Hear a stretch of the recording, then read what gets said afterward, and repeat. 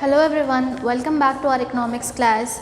In the previous classes, we have discussed topics like public revenue, items of public expenditure, then public debt redemption methods, supply creates its own demand. These are all the topics from unit number 8, and this is also a topic from the same unit, that is unit number 8. But what is the name of the topic? Characteristics of federal finance, which is very important as a 5 marks. What is the name of the topic? Characteristics of federal finance. So before knowing the characteristics of federal finance, we'll see what is the meaning and definition of federal finance. So you can see over here, federal finance is the finance of the central government and the state government. What is the meaning of finance? The money or the amount of wealth is called as finance, right? So what is federal finance? It is the finance between the central government and the state government and the relationship between the two. Now what is the meaning of between the two? Who are the two persons over here? Central government and state government.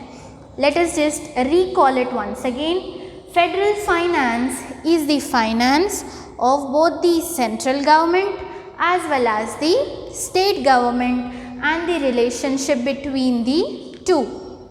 This is the definition of federal finance.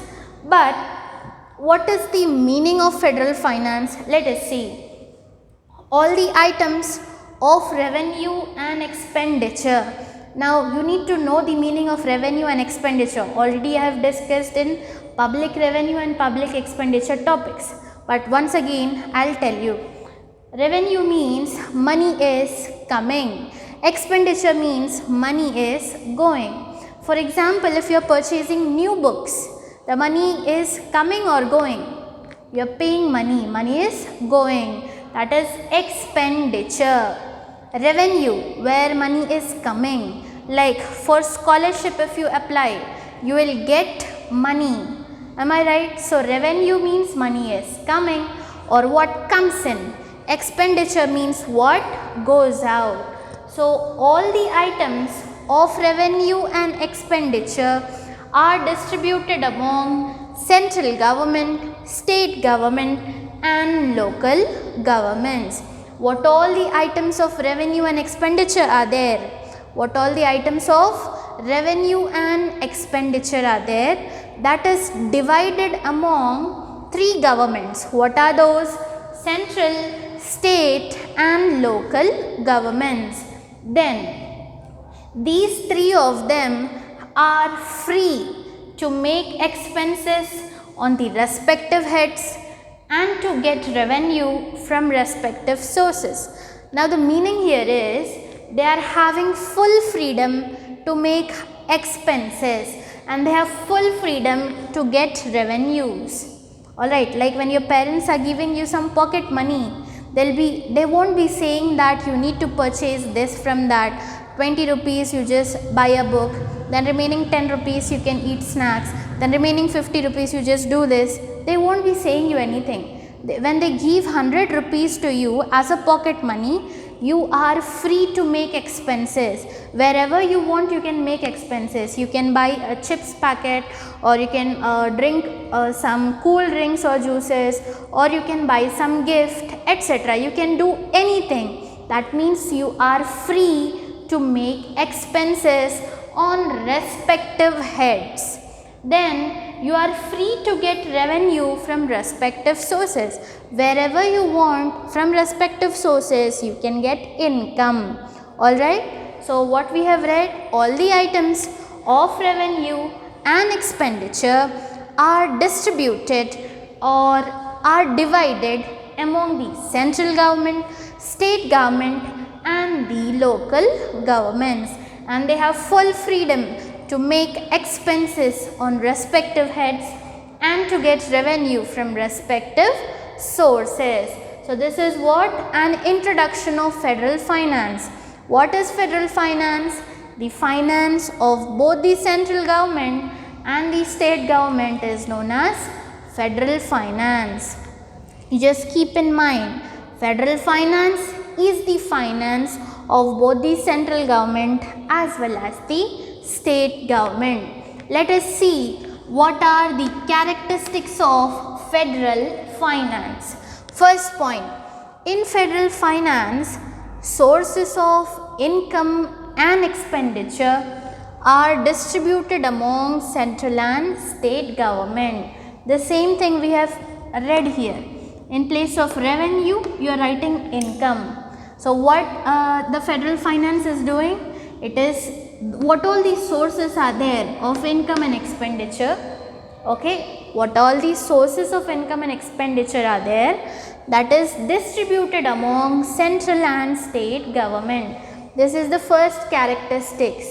What all the sources of income and expenditure are there, that is distributed among central and state government. Coming to second point, in federal system, central government provides financial aid to the states. Okay, the center provides the financial aid to states. Financial aid. Aid means what? Help. Am I right? What is the meaning of first aid? Whenever you get some wound or whenever you get some hurt, then what they'll do? You will bring in first aid and you will apply to it. What is the meaning of first aid? Before going to doctor, first aid means first help. Am I right? So second help is the doctor, where you are consulting and getting the medicine. Before consulting doctor, what is the first help which you are getting? That is first aid box. In the same way, financial aid means financial help, financial assistance. So who is providing to whom?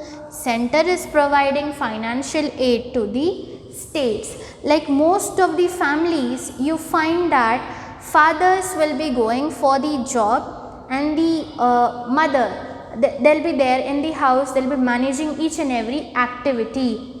So who will be helping whom? Okay, who will be giving financial aid to whom? Father will be giving a financial aid to mother. If mothers are a housewife, if they also go for the job, then both are equal, right?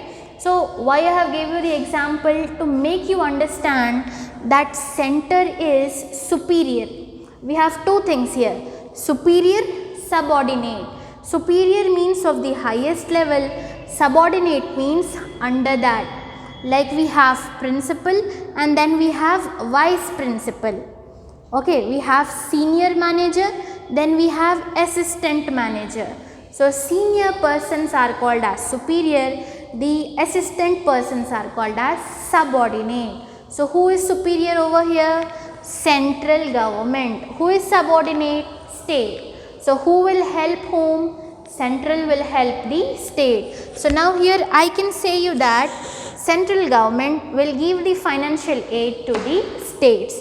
This is probably our second point. Coming to the third one. Although state government has autonomy, autonomy means self-power, self-authority. Okay. If you find duopoly, duo means two persons will be having authority. But autonomy means single person will have all the powers. So, although state government is autonomy, means it is having its own powers, but still state government will always be the subordinate of the central government. Means central government is of highest authority, it is superior, and state will always be the subordinate even though it is having autonomy. Coming to last and final point, in case of financial dispute, dispute means what? Any sort of argument, you can also say any kind of fight or any kind of conflict. These are the new terms which you are discussing. Generally we will use a word called as argument, right? Like my thinking and your thinking, if it is not matching, it will lead to an argument. In place of argument, we can use a word called as dispute. In case of any financial dispute, means related with money or finance. If in case of any financial dispute between the central and the state government, like there are two friends, so even though they are best friends, some or the other time they'll be fighting for some or the other thing. Am I right? So what happens then? The third person will be finding the solution to their fight and just make everything all right as usual. So what is happening between two friends? Whenever there is a fight, some third person will come and solve your problem. Am I right? In the same way, between the central and the state government, if there is any financial dispute, that will be sought out by according to the constitutional provision. Our Indian constitution is there. It is having certain list of items, list of provisions which we need to follow, the rules and regulations. So if at all there is some dispute, financial dispute between the central and the state government, that will be sought out by whom? Who is the third person here? Constitutional provisions. Alright, so these are the four characteristics of federal finance. Meaning of federal finance is finance of both the central government and the state government. See you in the next class with some new topics. Till that, stay home, stay safe and keep practicing. Like whenever the college is going to reopen, every page of your book will be checked whether all the topics are written or not, and test will be conducted. So keep preparing every day in today's topics as well as the topics which we have covered earlier.